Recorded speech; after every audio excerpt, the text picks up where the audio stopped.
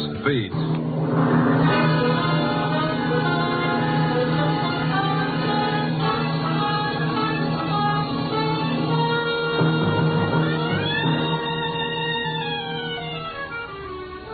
Hi, this is Randy Stone. I cover the night beat for the Chicago Star. Stories start many different ways. This one started, strangely enough, with the flame of a match, whose feeble glow lit up a lightened face in the darkness. A frightened face, twisted by an agonizing fear of death.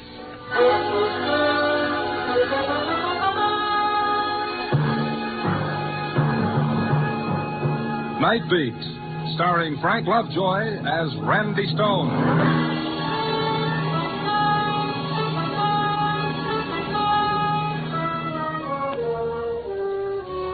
The night is a thief, some poet once wrote, that steals the colors from the day.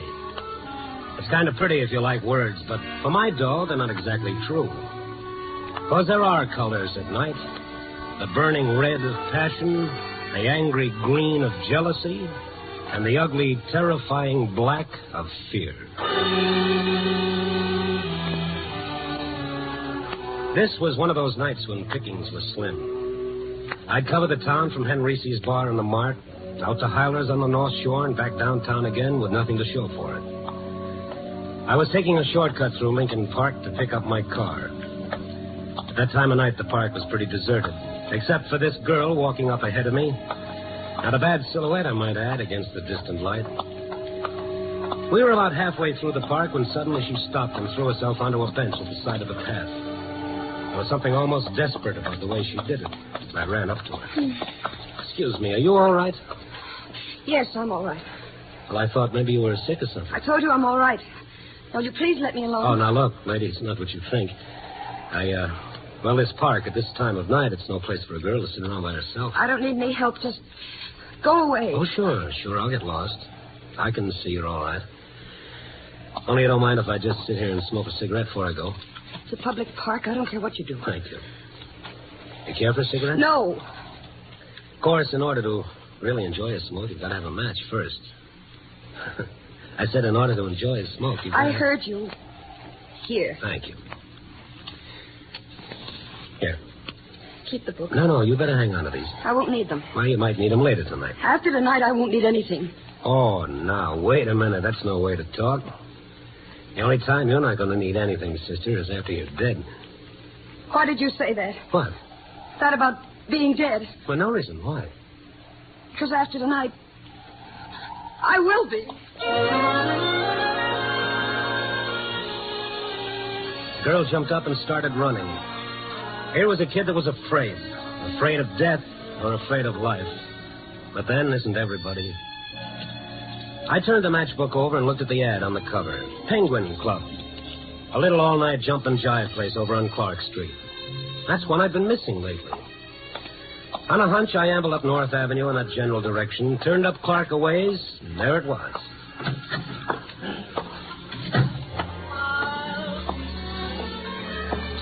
It was good to get inside out of that wind. Check your hat and coat, mister? No, thanks. I'm just looking around. Can I get you a table? It's almost the end of the floor show. Now, anywhere in the back will be all right. Okay. The hat check girl, hostess or whatever she was, walked me through the bar to the edge of the main room. And then I stopped and really did a take. Out in the middle of the dance floor, under a little baby spot, singing in front of a 5-piece band, was Little Miss Desperate from the park. Nice voice, don't you think? Yeah. Who is she? Oh, that's Franny. Fran Fowler. Have you been in here before? Not for quite a few months.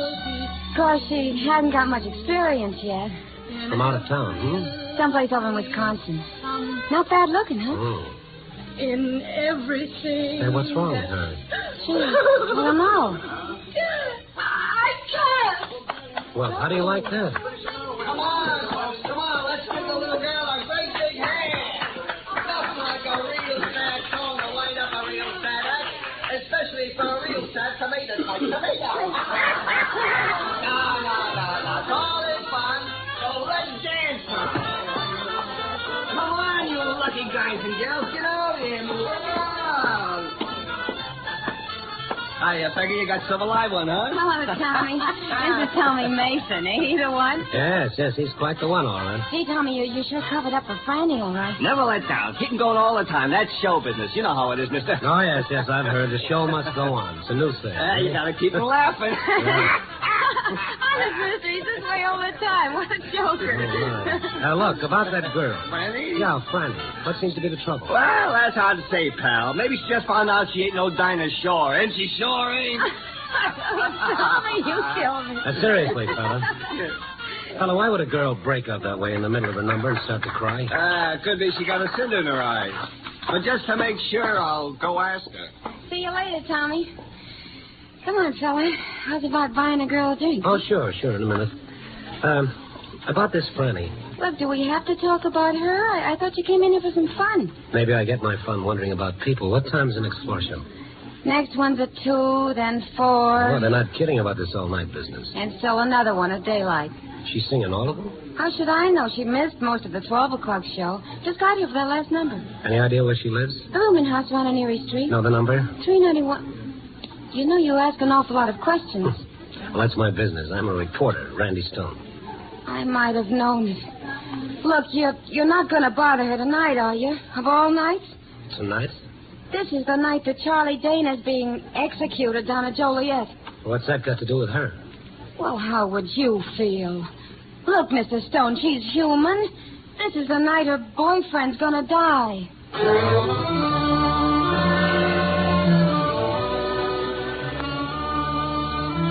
I went up to the front of the bar to a phone booth and called the paper. There was something about this in the back of my mind somewhere, something I ought to remember but couldn't.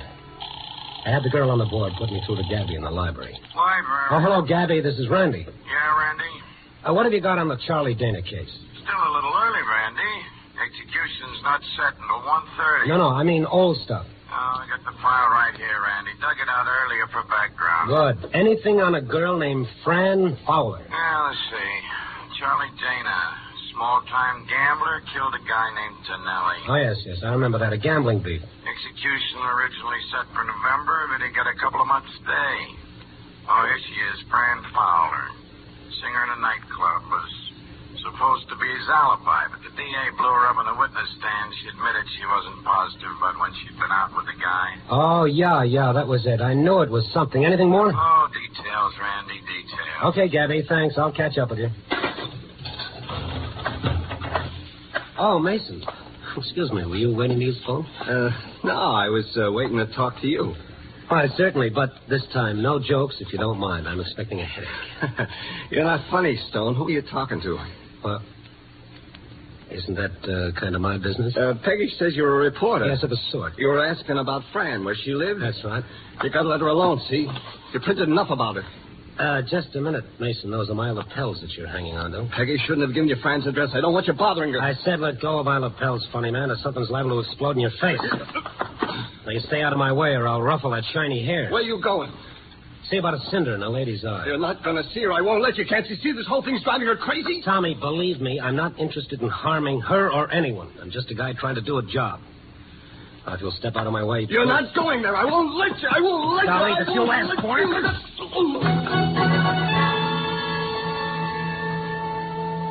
My, that's a real nervous fella. Now that he'd made such an issue out of it, going around to see Fran Fowler was a definite must on my schedule. I picked up my car and drove over to Erie Street. 391 wasn't much different from any of the rest of the rooming houses on the block.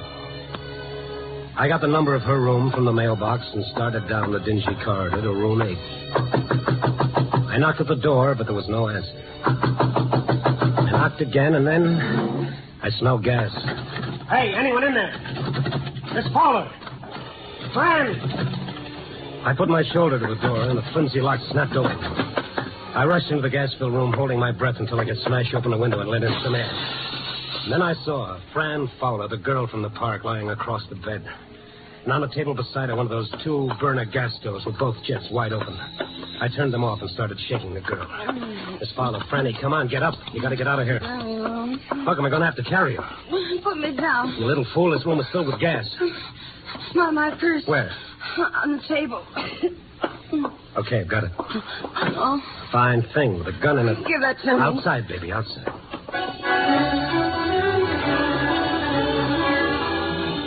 It was 6 seconds flat when we hit the sidewalk in the fresh air.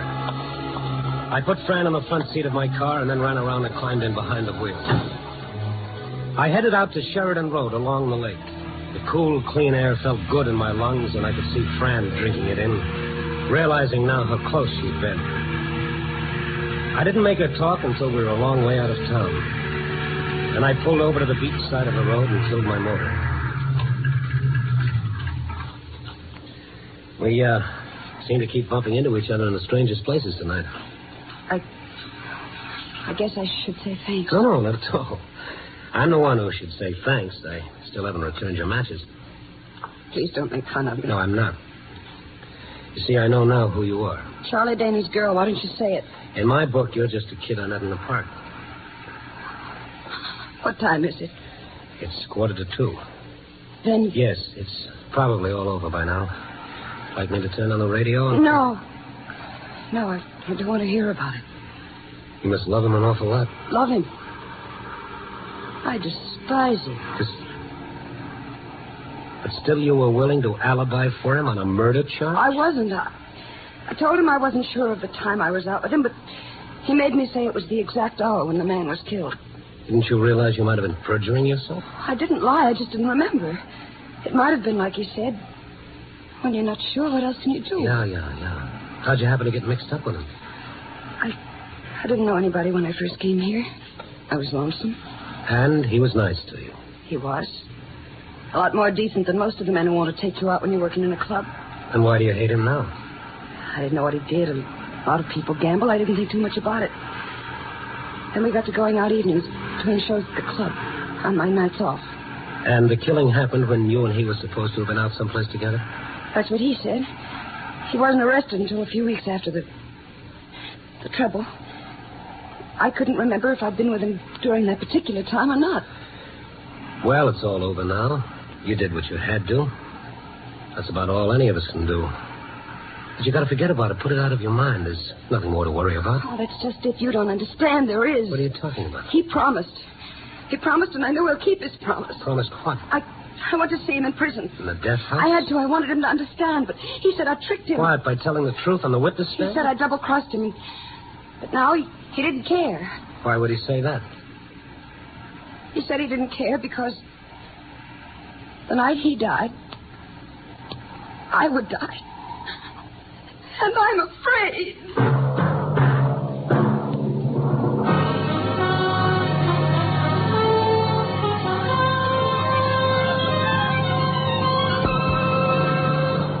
You are listening to Night Beat, starring Frank Lovejoy as Randy Stone.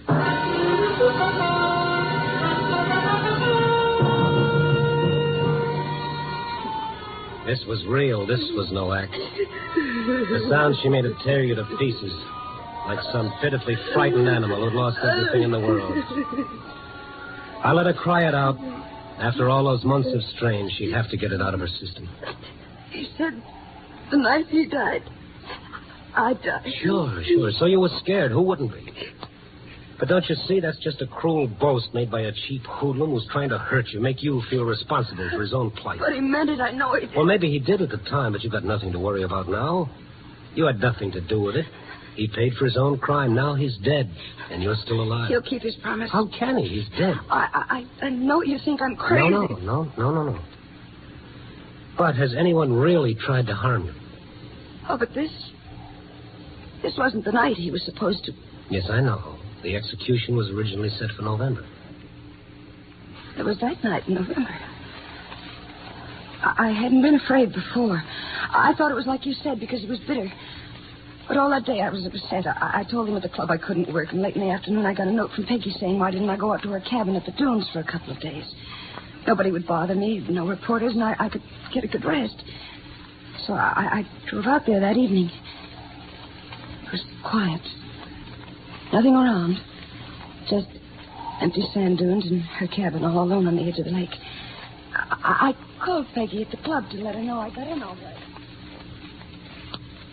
Oh, hello, Fran. Where are you calling from? Why, from your place. know, your cabin. At the dune? It was swell of you, Peggy, to let me come out here. Well, of course, Franny. You're welcome to use the place, but I don't quite know what you mean. Well, your note this afternoon telling me to come out here. I didn't write you any notes. Oh, come on, Peggy. You did. You even told me where the key would be under the flower pot. But, kid, that's where we always keep it. Everybody knows that.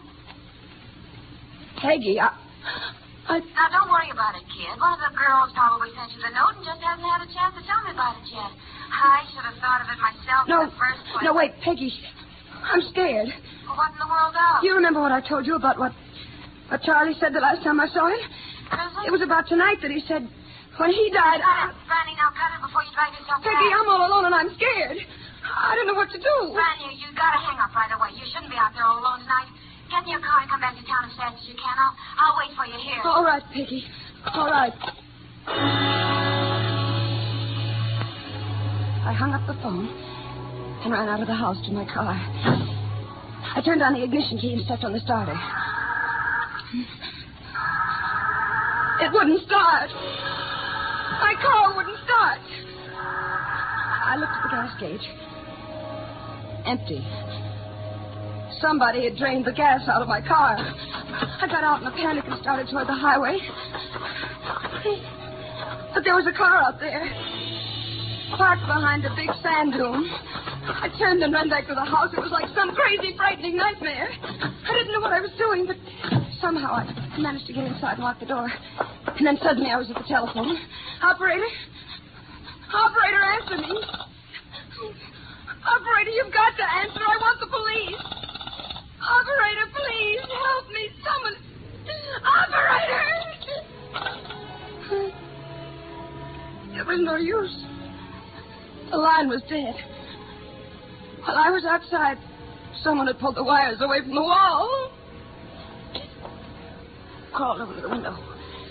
Looked out to the highway. There was a car out there. Its lights were on. But as I looked, they went out. And now, I was alone. In the dark. With him out there.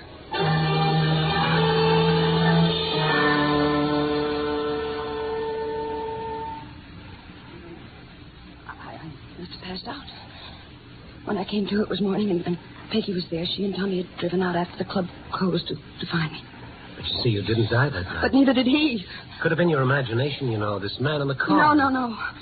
The news about this day of execution was on the radio. The man in the car must have heard it and gone away. Did you call the police? They didn't believe me. Just because I'm a nightclub singer, they said I was trying to get publicity. How about the car not starting and the telephone being dead? According to them, my car was just out of gas, and I must have pulled the telephone wires off the wall myself. In the panic you were in, you could have. But I didn't. I tell you, I didn't. All right. Anyway, it's tonight that we're concerned with. I don't know what to do.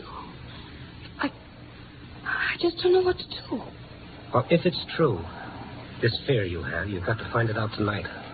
If you don't, it'll haunt you the rest of your life. Oh, I know, but how? You've got to go back to your room. Oh, no, I'm afraid. I'll be with you. Still got your gun, remember? By the way, what were you going to do with that? I didn't have the nerve to use it.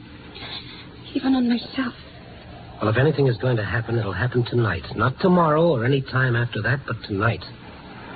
We'll go back to your place now and wait until it's daylight.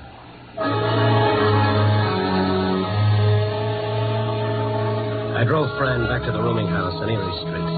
There were no lights on anywhere in the building. We tiptoed down the empty corridor to Fran's room, listened at the door a minute, and went in. The door closed all right, but it wouldn't lock. I must have sprung it when I forced the door. We settled down and waited. For what? Once I thought I heard steps on the sidewalk far out front. It was that still. And then I did hear steps, slowly coming down the hall. There's someone in the hall. Keep it down. He stopped outside the door. Don't move.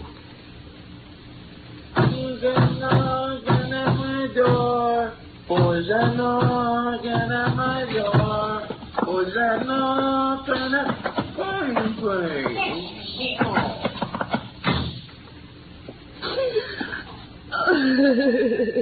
Okay. Go ahead, kid. Go ahead. You got it coming. I'm sorry. I'm all right now. Nothing to be sorry about. I was kind of scared myself. It's a funny thing about fear. It's catching. Look out the window. It's almost light. And this all night has gone for good. You see? It was all in your mind. Things you were frightened of. It was nothing, really. You won't be afraid if I go now. No. I've caused you an awful lot of trouble. Oh, now, you cut the howdy. You'll get me going. And the kids at the club, I guess I should go back there and let them know I'm all right. What the doctor ordered for you was a little shut-eye. I'll stop by on my way and give them a word. Good night. Good night. Oh, here's your gun. You might want to pawn it for a couple of pair of nylons.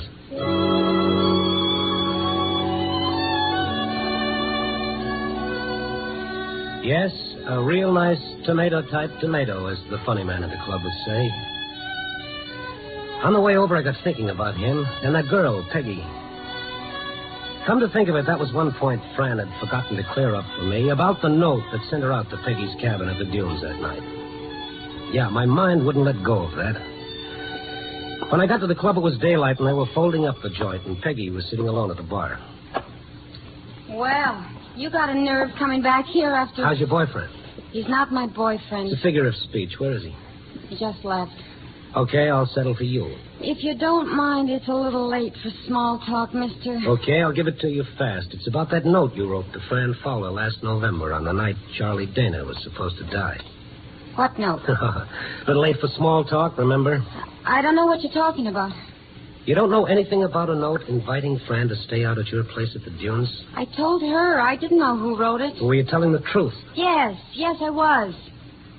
Okay, maybe you were. But you found out later who wrote it, didn't you? No, Now tell me the truth. Or would you rather tell the police? All right. I did find out, but it wasn't like you think. Well, who was it? Tommy Mason. Tommy Mason, the funny man? His idea of a joke, no doubt. A hilarious joke that might have scared a poor kid to death. No, you're wrong. It wasn't a joke. Well, then why? Why did he do it? Because he's in love with her. He made me swear I wouldn't tell her. He wanted to wait till the time when she needed him, and then he'd tell her himself. Until she needed him? How was he going to make her need him? Use a condemned murderer's empty threat to frighten her out of her sanity so she'd need him? Is he crazy? He is where Fran's concerned. Where is he? I don't know. He's been like a maniac all night since you left here. After every show, he's gone over to Fran's place looking for her. He's crazy jealous. Jealous of whom? Of you. He thought she was with you. But what if she were? This was the night. He was sure she would need him, and instead she turned to you. Don't you see? Yes, I do now. Thanks. It was only about a half mile to Fran's, but it seemed more like 20 miles until I turned off Clark up Erie Street and slammed into the curb. There was Owen on the street. I was hoping he'd walk and I'd pass him on the way, but there was no one. I ran down the narrow hall, not daring to think what I'd find, and I flung open the door. Are you alone? You're frightened. Are you alone? Well, yes, I've been sitting here since you left. I'm too tired to undress. Come on, let's get out of here. Grab your coat. But Never mind. I'll tell you on the way. I shoved Fran out the door, and we started cautiously back down the hall. We got about halfway when I grabbed her arm. The front door was opening slowly, and a man made a dark silhouette against the gray light of the dawn. It was the funny man. The man with the slick, shiny hair and a permanent smile and the fast jokes. Only the smile was gone, and he had a gun in his hand. Keep coming. Keep coming. We started towards him slowly. Tommy, it was you? You who were going to kill me? You didn't know. You didn't know that I had a heart, too, just like Charlie Dana did. Tommy, you never told me. You never let me. You didn't need me. You would have laughed at me like you laughed at my jokes. It couldn't have been you at the dunes that night. I followed you out there. And then drove back to the club. No, Tommy, no. You were lonesome, but you didn't need me. You needed Charlie Dana. I thought if you were afraid you'd need me, and then you were afraid, but still you didn't need me. But I'd make you need me. I'd make you. Step by step, we moved closer. Keep coming. I could see his face twisted with jealousy and hate, his eyes wild, as though a spark might make him explode. And tonight, when you were afraid and should have needed me, you didn't. You turned to him. Tommy, please. But now you need me. Now that I have my finger on this trigger, you need me more than you've ever needed anyone in your life. You need me. You need me, Franny. You need me. Say it. Say you need me.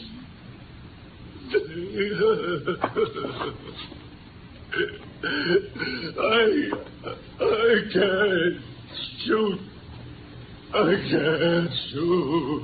He started to shake, and I ran forward to grab his gun. Look out. Drop it. It's all right. I've got the gun.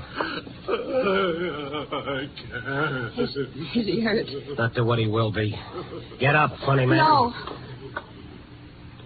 Don't be too hard on him. He didn't realize. No, I guess maybe he didn't. It's funny, isn't it? You never really know what's going on in some of the best combed heads.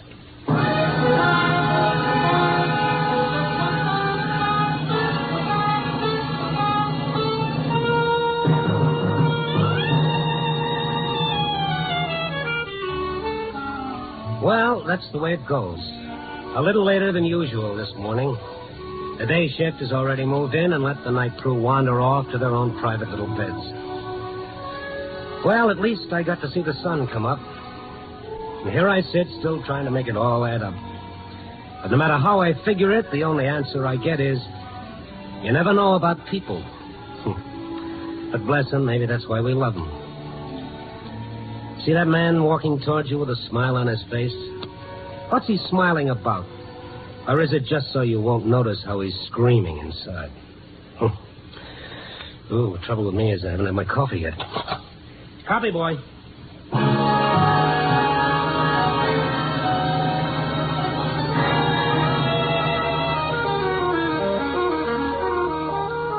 Night Beat, a dramatic series, stars Frank Lovejoy as Randy Stone. Night Beat is edited by Larry Marcus and directed by Warren Lewis. Music by Frank Worth. The part of Fran was played by Joan Banks. Paul Dubov played Tommy. Others in the cast were Georgia Ellis, Ken Christie, and Carol Richards. Frank Lovejoy will next be seen in Milton Sperling's production Rock Bottom, released by Warner Brothers. Listen next week at this same time and every week as Randy Stone searches through the city for the strange stories waiting for him in the darkness. The stories that come out of the shadows to find their way into Night Beat.